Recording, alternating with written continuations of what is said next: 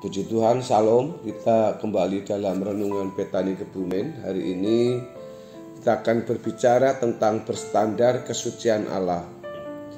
Teks yang akan kita ambil dari Matius pasal yang ke-16 ayat 21 sampai dengan ayat yang ke-23. Sejak waktu itu, Yesus mulai menyatakan kepada murid-muridnya bahwa ia harus pergi ke Yerusalem dan banyak menanggung banyak penderitaan dari pihak tua-tua, imam-imam kepala dan ahli-ahli Taurat, lalu dibunuh dan dibangkitkan pada hari ketiga. Tetapi Petrus menarik Yesus ke samping dan menegur dia, katanya, "Tuhan, kiranya Allah menjauhkan hal itu. Hal itu sekali-kali takkan menimpa engkau." Maka Yesus berpaling dan berkata kepada Petrus, "Enyahlah iblis, engkau suatu batu sandungan bagiku, sebab engkau bukan memikirkan apa yang dipikirkan Allah, melainkan apa yang dipikirkan manusia."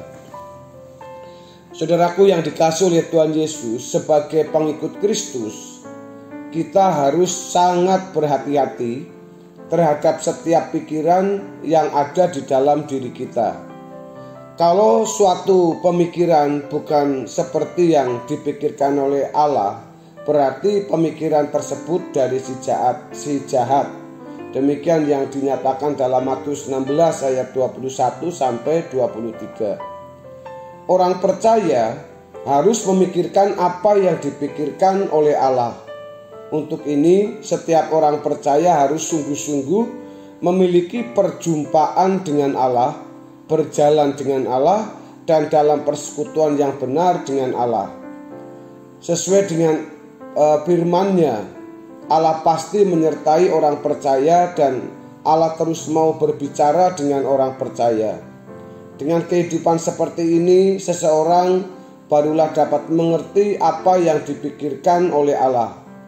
Jika tidak, seseorang tidak akan dapat membedakan antara suara Allah dan bukan suara Allah. Banyak orang Kristen yang berkeadaan seperti ini dan berpikir bahwa tidak mungkin dirinya bisa mendengar suara Tuhan. Padahal melalui Roh Kudus Allah mau berbicara dengan kita setiap hari. Saudaraku, orang Kristen yang tidak mengerti apa yang dipikirkan oleh Allah pasti selalu hidup dalam gelap. Artinya tidak tepat melakukan sesuai dengan apa yang Allah kehendaki. Kehidupan seperti ini adalah kehidupan yang selalu mendukakan hati Allah. Tidak jarang orang Kristen seperti ini ada di dalam cengkeraman iblis sampai pada level tidak bisa dilepaskan lagi. Oleh sebab itu, sebelum berkeadaan fatal seperti itu, seseorang tidak boleh menunda bertobat dengan sungguh-sungguh dan memberi diri dibentuk oleh Allah untuk masuk ke dalam kawasan rohani yang terhindar atau dibebaskan dari perbuatan yang melanggar kesucian Allah. Hanya orang-orang yang kudus atau mengambil bagian dalam kekudusan Allah yang dapat berjalan bersama dengan Allah atau hidup dalam persekutuan yang ideal dengan Allah. Saudara-saudara yang dikasihi oleh Tuhan Yesus, kita harus selalu waspada dan menyadari adanya pengaruh kuasa gelap di dalam pikiran dan kehidupan banyak orang, dari stadium tipis, kecil atau sederhana sampai tingkat yang kuat dan besar. Oleh sebab itu, kita harus mencari Tuhan secara pribadi dan menemukan Dia dalam perjumpaan konkret dan real dengan Allah. Setiap orang percaya tidak boleh bergantung kepada manusia, siapapun dia. Setiap individu orang percaya harus sungguh-sungguh mengalami perjumpaan pribadi dengan Allah, berjalan dengan Allah, dan hidup dalam persekutuan yang ideal dengan Allah. Sebagai hasil pertemuan atau perjumpaan dengan Allah, seseorang dapat sungguh-sungguh berinteraksi dengan Allah dalam hubungan interpersonal. Sebagai buahnya, setiap individu dapat merasakan kegentaran akan Allah yang dahsyat, dan hal ini akan dirasakan terus-menerus dalam perjalanan hidup. Orang-orang percaya seperti ini barulah dapat mengalami yang dimaksud dengan bertuhan secara benar itu. Mereka bisa merasakan perasaan Allah di dalam perasaannya dan sungguh-sungguh berusaha menjaga perasaan Allah. Selanjutnya, orang-orang seperti ini memiliki kepekaan untuk mengerti apa yang dipikirkan oleh Allah. Saudaraku, oleh sebab itu, untuk menjaga persekutuan kita dengan Allah, segala sesuatu yang kita pikirkan, yang ada dalam pikiran kita, yang kita ucapkan dan kita lakukan harus diukur atau diperhitungkan serta dipertimbangkan apakah yang kita lakukan mendukakan hati Allah atau menyukakan hatinya. Kegentaran akan Allah mendorong kita untuk berusaha mengerti apa yang Allah kehendaki untuk kita lakukan. Kita berusaha untuk menemukan apa yang Allah rancang dalam hidup kita secara pribadi untuk kita tunaikan. Dalam hal ini kita akan berambisi untuk benar-benar dapat menjadi orang terkemuka di hadapan Allah dan selalu memuaskan hatinya. Hal ini kita lakukan bukan karena ambisi gila hormat, melainkan kerinduan untuk menyukakan hati Allah. Sebab Allah berkenan kalau kita memiliki prestasi rohani yang benar seperti yang Allah kehendaki. Allah bukan ilusi atau fantasi, melainkan realita yang kita harus alami setiap hari. Di sini kita baru bisa mengerti apa artinya hidup dalam kawasan rohani. Dengan hidup dalam kawasan rohani tersebut, kita bisa mencium kesucian Allah.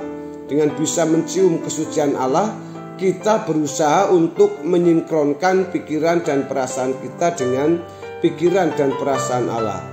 Di sini kita dapat membangun kesucian yang sesungguhnya, yaitu kesucian yang dalam standar Allah. Secara mutlak dan absolut, Allah menghendaki anak-anaknya memiliki kesucian yang berstandar seperti dirinya. Saudara-saudara yang dikasihi oleh Tuhan Yesus Kristus, dengan demikian seseorang barulah dapat disebut mengalami kelahiran baru dan benar-benar menjadi anak-anak Allah. Menjadi anak-anak Allah bukan hanya sebuah sebutan yang dibangun dari konsep berteologi dan dari sistematik dogmatika, melainkan dari pengalaman konkret ketika seseorang mengalami perubahan. Dan perubahan itu adalah perubahan kodrat. Perubahan kodrat adalah sebuah perubahan yang permanen yang membuat seseorang tidak akan dapat jatuh dalam dosa lagi dan tidak akan menoleh ke belakang, yaitu mencintai dunia. Dari hal ini barulah benar yang disebut sekali selamat tetap selamat. Jangan sampai belum selamat tapi sudah mengaku selamat, dipatok dengan kalimat sekali selamat tetap selamat padahal belum.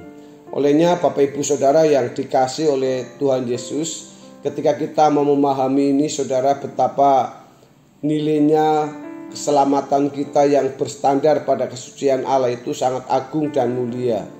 Mari kita mulai belajar sebagai prajurit Kristus, sebagai orang-orang atau pengikut Kristus yang sudah diselamatkan. Hendaknya kita belajar memahami apa yang dipikirkan oleh Allah, apa yang dipikirkan oleh Kristus, supaya kita tidak menyakiti, melukai pikiran dan perasaannya. Sehingga dalam hal ini Bapak Ibu Saudara yang dikasihi oleh Tuhan Yesus, kita harus mencerna baik-baik setiap kebenaran dan menerima setiap kebenaran itu secara absolut yang diberitakan oleh Injil kebenaran yang murni. Kita sebagai anak-anak Tuhan tidak ada pilihan lain.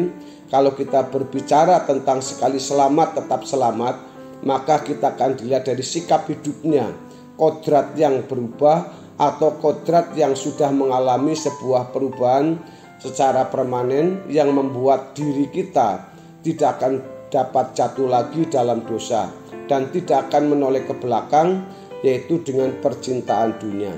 Oleh karena itu mari kita terus berjuang untuk menjadi anak-anak Allah yang berkenan kepada Tuhan, yang berstandar pada kesucian Allah. Kiranya kebenaran firman Tuhan memberkati kita semua pada hari ini. Haleluya. Amin.